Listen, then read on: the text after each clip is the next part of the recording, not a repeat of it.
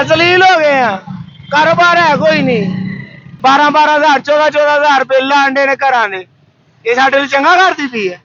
ਦੱਸ ਕਿੱਥੋਂ ਭਰੀਏ 2,000 ਦੇ ਚਲਾਨ ਭਰੀਏ 2,000 ਦੇ ਬੱਚੇ ਪਾਲੀਏ। ਰੋਡਾਂ ਨੂੰ ਕੀ ਕਰਾਂਗੇ ਜਦੋਂ ਸਾਡੇ ਢਿੱਡ ਹੀ ਨਹੀਂ ਭਰੀਜਨੇ। ਰੋਡਾਂ ਨੂੰ ਅਸੀਂ ਚੱਟਣਾ। ਮਰੀਮ ਨਵਾਜ਼ ਨੂੰ ਜ਼ਿੰਦਾਬਾਦ ਕਿਉਂ ਕਹੀਏ? ਚੰਗਾ ਕੰਮ ਕਰ। ਜਦੋਂ ਗਰੀਬਾਂ ਦੇ ਢਿੱਡ ਵੱਢਣ ਦੀ ਤੇ ਉਹਨੂੰ ਕਿਉਂ ਜ਼ਿੰਦਾਬਾਦ ਕਹੀਏ? ਟਾਇਰ ਦੇ ਨਵੇਂ ਪੈ ਜਾਣਗੇ ਜੇ ਢਿੱਡ ਹੀ ਭੁੱਖਾ ਰਹਿ ਗਿਆ ਤੇ ਫਾਇਦਾ। ਬੱਸਾਂ ਫ੍ਰੀ ਨੇ, ਸਾਰਾ ਕੁਝ ਰੋਡ ਬਣ ਰਹੇ ਨੇ, ਰੋਟੀ ਦੇਣੀ ਸਾਨੂੰ, ਰੋਡ ਬਣ ਰਹੇ ਨੇ, ਰੋਡਾਂ ਨੂੰ ਖਾਣਾ ਅਸੀਂ। 7 ਵਜੇ ਦੇ ਘਰੋਂ ਨਿਕਲੇ ਆ, 800 ਰੁਪਇਆ ਜੇਬ 'ਚ। ਮਰੀਮ ਨਵਾਜ਼ ਦੇ ਕੋਲ ਹੀ ਹੋਣਾ ਵੇ, ਸਾਡੇ ਕੋਲ ਤੇ ਨਹੀਂ ਹੈਗਾ। ਇਹਨਾਂ ਦੇ ਚੱਕਰਾਂ 'ਚ ਹੁੰਦੇ ਨਾ ਤਾਂ ਅਸੀਂ ਮਰ ਜਾਂਦੇ।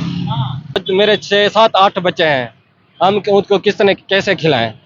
10-12 दिन हो गए, काम बिल्कुल टकेगा नहीं है, बिल्कुल काम नहीं है, जीरो पे है। साढ़े बच्चे भुखे मर रहे ने, एक टाइम रोटी खा लेते, एक टाइम वो वेचते ने, तो कितों पकनी ही। इतने लोग बेरोजगार खड़े हैं, सारे बेरोजगार खड़े हैं।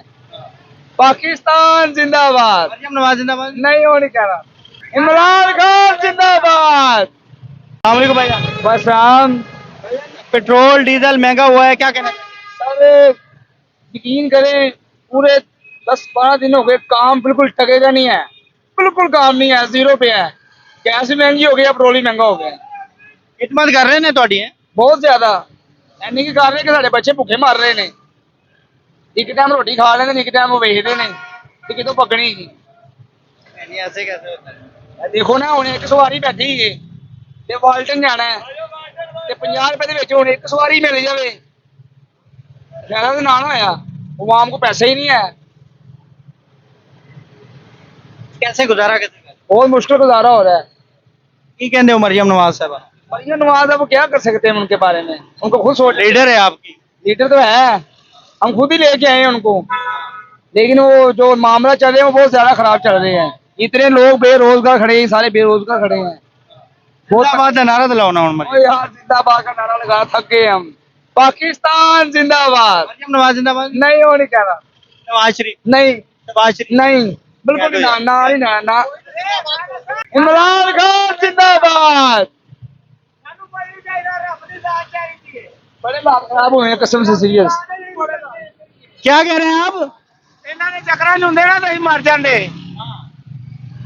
ਅਸਲੀਲ ਹੋ ਗਏ ਆ। ਕਾਰੋਬਾਰ ਹੈ ਕੋਈ ਨਹੀਂ। ਪੰਜਾਬ ਵਿੱਚ ਬੜਾ ਕਾਰੋਬਾਰ ਹੈ ਯਾਰ। ਕਿੱਥੇ ਹੈਗਾ? ਮਰੀਮ ਨਵਾਜ਼ ਮਰੀਮ ਨਵਾਜ਼ ਦੇ ਕੋਲ ਹੀ ਹੋਣਾ ਵੇ, ਸਾਡੇ ਕੋਲ ਤੇ ਨਹੀਂ ਹੈਗਾ।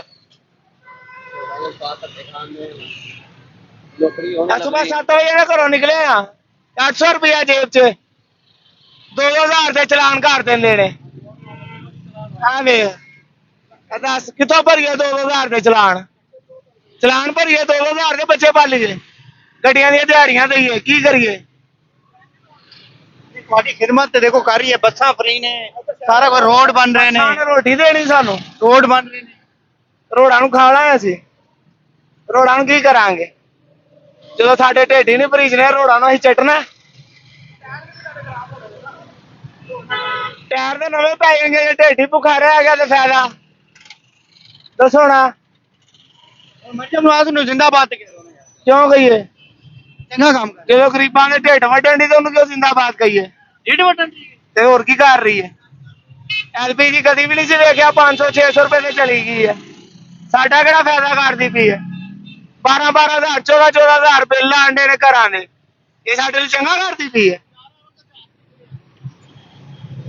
ਸਾਨੂੰ ਕੋਈ ਘੁੰਮਤ ਨਹੀਂ ਚਾਹੀਦੀ, ਕੋਈ ਘੁੰਮਤ ਹੀ ਨਹੀਂ ਚਾਹੀਦੀ। ਸਰ ਰੱਬ ਦੀ ਜ਼ਾਤ ਸਾਡੇ ਨਾਲ ਹੈਗੀ, ਬਸ ਸਾਨੂੰ ਉਹੀ ਬੜੀ ਹੈ। भाईजान कैसा काम चल रहा है?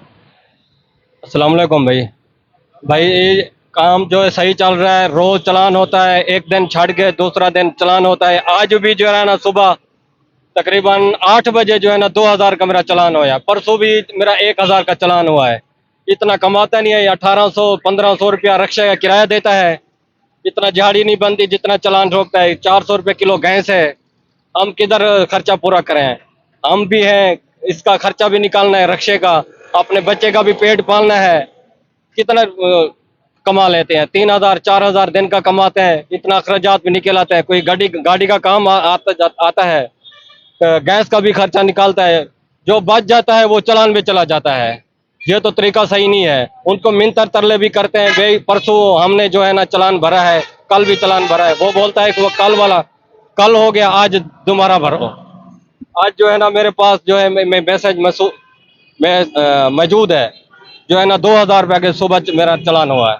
अभी मेरा आईडी कार्ड भी उनके पास है और चालान भी जो है ना मैंने हाल ही नहीं भरा। पैसे इकट्ठे करेगा, फिर चालान भरेगा, फिर आईडी कार्ड उठाएगा। नहीं, 2000 रुपये का है चालान। 2000 रुपये का चालान हुआ है। सारी दिहाड़ी 3000 2500 कमाता है, रक्षे का भी किराया देता है, गैस का भी खर्चा निकालता है, 400 रुपये किलो गैस देता है। हम किधर जाएं? और मजदूरी भी नहीं है, कहाँ क्या मजदूरी करें? माशाल्लाह मेरे 6 7 8 बच्चे हैं, हम उनको किसने कैसे खिलाएं? चलिए, थैंक यू। ठीक है, मेहरबानी।